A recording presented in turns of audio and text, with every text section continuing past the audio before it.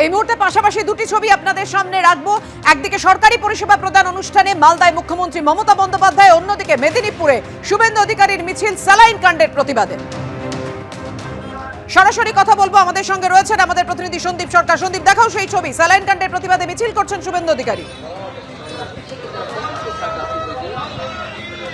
দেখো, স্যালাইন কাণ্ডের প্রতিবাদে এই মুহূর্তে রাজ্যের বিরোধী দলনেতা শুভেন্দু অধিকারীর নেতৃত্বে মেদিনীপুর শহরে এখানে প্রতিবাদ যাত্রা বেরিয়েছে।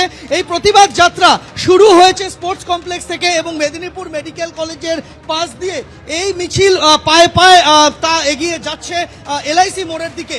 মেদিনীপুর মেডিকেল কলেজে যেভাবে স্যালাইন কাণ্ড সামনে আসার পরে এক প্রসূতির মৃত্যু এবং এক নবজাতকের মৃত্যু নিয়ে তুমুল বিতর্ক তৈরি হয়েছে এবং সেই পরিপ্রেক্ষিতে এই মেদিনীপুর মেডিকেল কলেজ হাসপাতালের 7 জুনিয়র চিকিৎসক তাদের বিরুদ্ধে পদক্ষেপ করেছে স্বাস্থ্য ভবন এবং তাদেরকে সাসপেন্ড করা হয়েছে এবং কাঠগড়ায় তোলা হয়েছে আরও 6 সিনিয়র চিকিৎসককে। তাদের বিরুদ্ধেও সাসপেনশনের খাড়া নেমে এসেছে বলে দাবি। সেই রকম একটা পরিস্থিতিতে আজকে মেদিনীপুরে নাগরিক সমাজের তরফে এখানে প্রতিবাদ যাত্রা, সেই প্রতিবাদ যাত্রা এই মুহূর্তে মেদিনীপুর মেডিকেল কলেজের রাস্তায় বেরিয়েছে। আমরা দেখতে পাচ্ছি এখানে একদিকে যেরকম রাজ্যের বিরোধী দলনেতা শুভেন্দু অধিকারী তিনি পায়ে পা মেলাচ্ছেন, তার পাশাপাশি এখানে একাধিক বিজেপি বিধায়ক তারাও এই প্রতিবাদ যাত্রায় সামিল হয়েছে। আমরা দেখতে পাচ্ছি যে মেদিনীপুর নাগরিক সমাজ, সেই মেদিনীপুর নাগরিক সমাজের ব্যানারে এখানে কিন্তু এই প্রতিবাদ যাত্রা চলছে। রাজ্যের বিরোধী দলনেতা শুভেন্দু অধিকারী রয়েছেন, তার সাথেই সরাসরি কথা বলে নেব। শুভেন্দুবাবু, আজকের এই প্রতিবাদ যাত্রার মূল ইস্যুটা কি এই স্যালাইন কাণ্ডের প্রতিবাদ? আমরা শুরু করলাম, আমরা জাতীয় সম্পদ ডাক্তারদের পাশে আছি। মমতা ব্যানার্জি যে ক্ষমার অযোগ্য অপরাধ করেছেন, হাজার হাজার মানুষকে এই বিষাক্ত স্যালাইন দিয়েছেন, ক্ষমার অযোগ্য অপরাধ। বহু মানুষের কিডনি নষ্ট হবে। আমরা তো বারে বারে বলছি, আরএল স্যালাইন আপনারা যাদের দিয়েছেন গত 10ই ডিসেম্বর থেকে তার তালিকা প্রকাশ করুন। কিন্তু তদন্ত কমিটির রিপোর্ট সামনে আসার পর 13 জনের বিরুদ্ধে সরকার সাসপেনশনের খাড়া নামিয়ে এনেছে। সাসপেনশন আমরা মানি না, অবৈধ। আমি সঙ্গে এখানে শুধু একটা রাজনৈতিক দলকে রিপ্রেজেন্ট করা নয়, যারা সরকার এবং সরকারি দলের দ্বারা অত্যাচারিত হবে সকলের পাশে দাঁড়ানো, সেই বোধ থেকে আমি নেমেছি।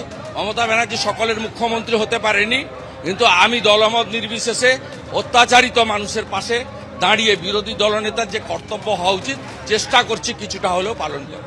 এখনো বহু হাসপাতালে ওই বিতর্কিত সংস্থা সামনে এসেছে, গতকালও এসেছে। মমতা ব্যানার্জির গ্রেপ্তার চাই, ক্ষমার অযোগ্য।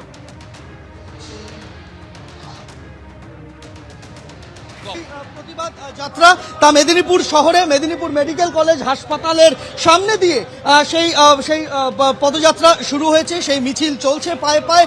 স্যালাইন কাণ্ডের ইতিমধ্যেই 7 জন জুনিয়র চিকিৎসক তাদেরকে সাসপেন্ড করা হয়েছে। সেই সাসপেনশন কিন্তু এখনো পর্যন্ত প্রত্যাহার করা হয়নি। বিভিন্ন জায়গায় আবেদন করা হয়েছে ওই 7 জন জুনিয়র চিকিৎসকের তরফে এবং হাসপাতালের ভেতরে প্রতীকী অবস্থানে বসেছেন মেদিনীপুর মেডিকেল কলেজের জুনিয়র চিকিৎসকদের একটা বড় অংশ।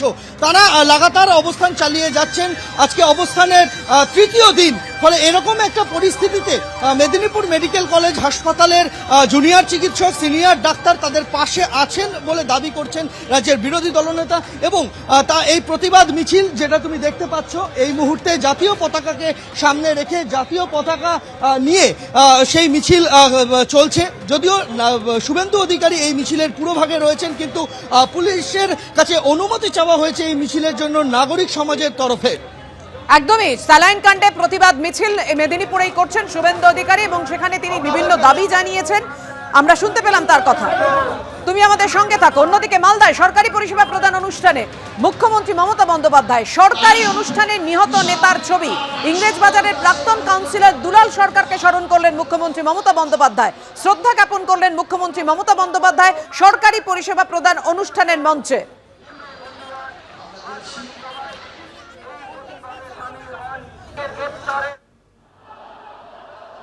সরকারি পরিষেবা প্রদান অনুষ্ঠানে নিহত নেতার ছবি এবং সেই মঞ্চেই নিহত নেতা দুলাল সরকারের ছবিতে মালা দিয়ে শ্রদ্ধা জ্ঞাপন করলেন মুখ্যমন্ত্রী মমতা বন্দ্যোপাধ্যায়।